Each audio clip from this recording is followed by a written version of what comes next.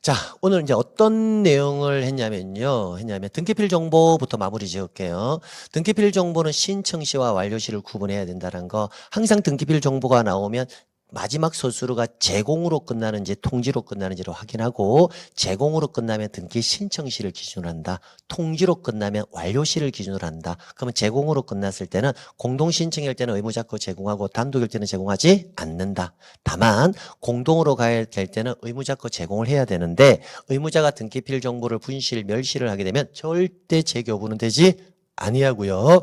가름할 수 있는 방법이, 즉 의무자 또는 법정 대리인이 출석하거나, 그 다음 변호사, 법무사 등 대리인이 등기 신청할 때는 위임을 받았다는 확인 서면을 제출하거나, 일반 임의 대리인이 갈 때는 의무자 등이 위임을 했습니다라는 부분에 공증을 받아서 제공하면 됩니다.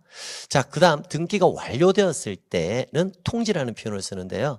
그러면 일반적으로 우리는 등기가 완료되면 등기필 정보를 작성하고 등기 완료 통지라는 경우도 있고요. 그게 원칙입니다. 근데 등기필 정보를 작성하지 아니하고요, 등기 완료 통지만 하는 경우도 있거든요. 근데 등기필 정보를 작성하여 등기 완료 통지라는 경우는요, 암기해 두셔야 됩니다. 여러분이 알고 있는 권리의 설정 등기, 보존 등기, 이전 등기, 그다음에 설정, 이전 청구권 가등기, 그다음 권리자를 추가하는 권리의 변경 등기와 경정 등기 시 7가지 꼭 기억해 두십시오. 자, 그다음에 각하사유에 대해서 공부를 했거든요. 각하사유는요, 지금 여러분이 굳이 암기 안 하셔도요, 자연스럽게 나중에 암기될 부분들입니다. 제가 빠르게 한번 확인해 보면요, 기본적으로 1호, 2호만 정확하게, 관할 위반의 등기 1호, 등기 사건이 아닌 때 해당하는 거 2호 2개 빼고, 그럼 나머지는 다 3호 이하 이렇게 가시면 돼요. 기본적으로 신청서, 신청정보, 등기 원인 증명정보, 등기부의 등기 기록, 그다음에 부동산 표시를 증명하는 정보의 기록 내용은 반드시 일치해야 한다라는 거. 그다음에 신청 권한이 있는 자가 신청했는데 신청 권한이 없는 자가 했다든지, 출석하지 아니했다든지, 신청서 방식에 적합하지 않다든지, 첨부 정보를 제출하지 아니했다든지, 수수료 등을 납부하지 아니했다, 이런 지문이 나오면 다 기본적으로 3호 이하 사유에 의해서 각하된다, 이렇게 정리해 두시면 됩니다. 자, 그리고 이어서 이제 소유권 등기에서 소유권 보존 등기는요, 원인과 원인일자 기록하지 않는다라는 거. 보존 등기에서는 대판 특수에서 특은 건물만 적용된다는 거 꼭 기억하시고요. 대가 뭐냐면 대장상에 최초 등록한 자 보존 등기할 수 있고요. 그 자가 사망하면 그의 상속인, 그 밖에 포괄 승계인이 가능하다라는 거. 그 다음에 두 번째, 소유권을 증명할 수 있는 확정 판결, 확정 판결의 종류에는 이행 판결, 확인 판결, 형성 판결이 있는데, 소유권을 증명할 수 있는 판결이라면 다 가능하다는 거. 그 다음 특별자치도지사, 시장, 군수, 구청장의 확인에 의해서 소유권을 증명하는 자는요, 다 보존 등기를 할 수가 있는데, 뭐만 된다? 그래요. 건물만 된다는 거 주의해 두시고요. 그다음에 수용을 원인으로 소유권 이전 등기는요, 미등기 부동산일 때는 권리자, 즉 사업 시행자나 관공서는 보존 등기를 하고요. 기등기된 토지일 때는 이전 등기를 한다는 거 기억하시면 됩니다.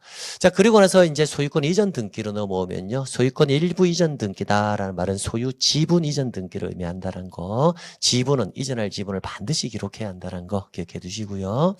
자, 그 다음에 이제 이전 등기와 관련해서 우리가 이제 몇 가지를 배우는데, 자, 수용하면, 수용은 국가가 개념 잡을 때는 국가가 공익사업을 위해서 타인의 토지를 취득해오는 절차예요. 그때 수용을 원인으로 이전 등기할 때는 허위 등기를 국가가 할 가능성은 없잖아요. 그래서 국가가 단독으로 신청한다, 이 정도의 개념 정리해 두시고, 그 다음에 진정명의 회복을 원인으로 하는 소유권 이전 등기는 앞서 말씀드렸다시피 우리 민법에서 선의의 제3자 보호 규정이 정확하게 정리가 되어 있어야 우리 등기법에서도 사례로서 정리를 할 수가 있습니다. 민법에서 통상 선의의 제3자 보호 규정은요, 비신의, 허위, 착오, 사기, 강박, 계약 해제, 가담법, 실명법, 이렇게 8가지 해서 민법에서 선의의 제3자 보호 규정이 나온다라는 거 유념하시면서 민법 교수님에게 그 내용 잘 정리하고 오시면 제가 기본 과정과 심화 과정 등을 통해서 전달을 해드릴 겁니다. 자, 그 다음에 이제, 신탁이 있거든. 신탁은 신탁 등기가 키워드예요. 신탁 등기는 수탁자가 단독으로 신청한다라는 거, 그것만 좀 유념하시면 되겠습니다. 물론 그 외에도요, 이제 유증이라든지 상속도 있는데, 그런 부분들은 기본 과정에서 전달해 드리도록 하겠습니다. 자, 그 다음에 이제 지상권, 지역권, 전세권 있는데, 각 지상권, 지역권, 전세권은 개념적 정리만 정확하게 해두시고요. 특히 지역권에 있어서는 지역권 설정 등기 시에 여기에 지역권자로서 지역권자 을이 기록되는 것이 아니라 편익을 제공받는 요역지의 표시가 기록되고 있다는 거 아주 주의해 두셔야 됩니다. 그 다음에 편익을 보면 18번지 토지에는요. 18번지 토지는 17번지 필지로부터 편익을 제공받고 있다라는 뜻을 기록하고 있다는 게 지역권 등기에서의 특징입니다. 그 다음에 전세권 등기의 특징은요. 반드시 전세금이 있어야 되고요.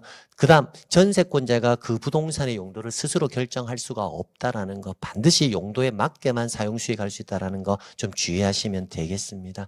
자, 저당권에 있어서는요. 기본 계약의 내용이 중요합니다. 저당권 설정 계약이 있기 위해서는 반드시 기본적으로 일반적으로 금전 소비 대차 계약 반드시 금전할 필요는 없고요.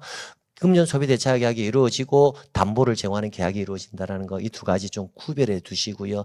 그래서 채무자하고 저당권 설정자가 같을 수도 있지만 다를 수도 있다는 거 꼭 좀 기억하고 가십시오. 그다음에 임차권은 물권이 아니라 채권이라는 거. 임대차 계약이 체결이 되고 임차인이 임대인에서 차임을 지급하면 당신 토지를 사용 수익하게 해주세요라고 요구할 수 있는 권리, 그 권리가 임차권입니다. 그래서 임차권은 등기를 안 해도 물권 변동의 효력이 등기를 하지 아니해도 채권의 효력이 발생하고 등기를 하는 이유는 제3자에게 대항하기 위해서 한다는 거 기억하시면 되겠습니다. 자, 그 다음에 우리가 보전 절차로 사는 등기 유형이 두 가지가 있거든요. 결론, 청구권을 보전하기 위한 등기가 뭐다? 가등기. 그 다음에 내가 원하는 이 청구권을 나중에 강제 집행을 하기 위해서 강제 집행 보전 절차로서 하는 등기가 가압류와 가처분이 있는데, 가압류와 가처분은 항상 소송을 전제로 한다는 거. 내가 소송을 해야 되겠다 했을 때 돈이 목적이다라면 상대방의 권리를 제한시킬 때는 가압류, 돈 목적이 아니라면 상대방의 권리를 제한할 때는 가처분 절차가 필요하다라는 거, 여기까지 해서 정리를 해두시면 되겠습니다. 자, 이렇게 해서 우리 32회 대비 우리가 기초과정 마치도록 하고요. 여러분, 이제 제가 기본 강의 들어갈 때 있잖아요. 여러분에게 교환을 내드릴 거거든요. 그럼 교환을 제가 미리 올려드릴 거니까 그 교환은 수업 듣기 전에 미리 출력을 꼭 좀 받아 놓으십시오. 예, 됐습니다. 자, 인사할게요. 긴 시간 동안 고생 많이 하셨습니다.